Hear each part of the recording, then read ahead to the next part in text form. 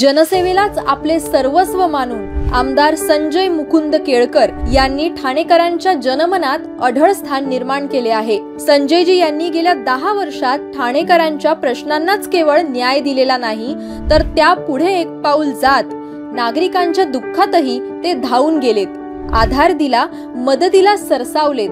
म्हणूनच त्यांच्या नावापुढे आज जनसेवक ही उपमा ठाणेकरांनीच दिली आहे। जनसेवक संजय केळकर यांनी गेल्या 10 वर्षात कित्येक बेघरांना डोक्यावर छत मिळवून दिलं, कित्येक भुकेलेल्यांना अन्नछत्र मिळवून दिलं, कित्येक पीडितांना न्याय मिळवून दिला, कित्येक निराधारांना आयुष्याची वाट दाखवली। आपल्या जनसेवकाने ठाणेकरांसाठी गेल्या 10 वर्षात काय काय विकास कामे केली ते आता आपण बघूयात। आमदार आपल्या भेटीला संकल्पना त्यांनी राबवली आणि 151 कार्यक्रमातून मतदारसंघातील 40,000 नागरिकांशी त्यांनी थेट संवाद साधला।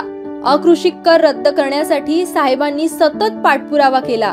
अखेर भाजप महायुतीने क्रांतिकारक निर्णय घेत दिलासादायक निर्णय दिला। कोविड काळात ऑनलाईन शिक्षण पद्धतीची सुविधा देखील संजयजी केळकर यांनी केली व गरीब मुलींना 100 अँड्रॉइड मोबाईल दिले। आजी माजी पोलिसांना हक्काची घरे मिळावीत म्हणून कार्यरत राहिले आपले जनसेवक।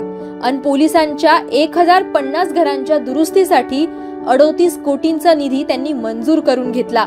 सफाई कामगारांच्या हक्कांसाठी ते लढले आणि 300च्या वर सफाई कामगारांना त्यांनी घरे मिळवून दिली। शासकीय योजनांचा लाभ घेता यावा यासाठी आधार कार्ड आपल्या दारी योजना त्यांनी राबवली आणि 40,000 नागरिकांना आधार कार्ड मिळवून दिलं।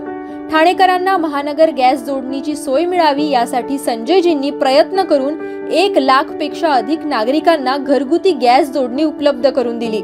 मुंबई टोलमुक्त व्हावी यासाठी त्यांनी सतत पाठपुरावा केला, आंदोलने केली, सभागृहात टोलमुक्तीचा प्रश्न मांडला।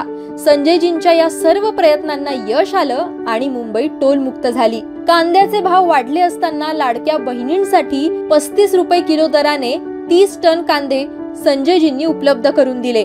संजयजींनी 10वी 12वीच्या विद्यार्थ्यांसाठी मी होणार ठाण्याचा टॉपर ही योजना राबवली। दरवर्षी गरीब विद्यार्थ्यांना 20,000 वह्यांचे ते वाटप करतात।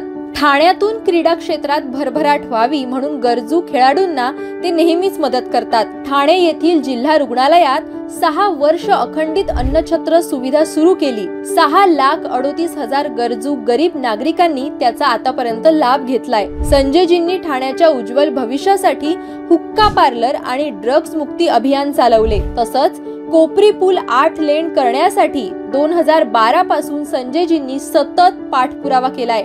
रस्त्यावर उतरून आंदोलने केलीत आणि अखेर 8 लेनचा कोपरी पूल अस्तित्वात आला। तसेच मुख्यमंत्री आणि उपमुख्यमंत्री वैद्यकीय सेवा कक्षातून 199 रुग्णांना त्यांनी आतापर्यंत आर्थिक सहाय्य दिलंय। काम बोलता है बॉस। संजयजी केळकर यांनी आजपर्यंत जी विकास कामे केलीत ती ठाणेकरांनी उघड्या डोळ्यांनी पाहिली आहेतच आणि याच विकास कामांच्या जोरावर ठाणेकर पुन्हा एकदा जनसेवकाला निवडून आणतील हा विश्वास आहे।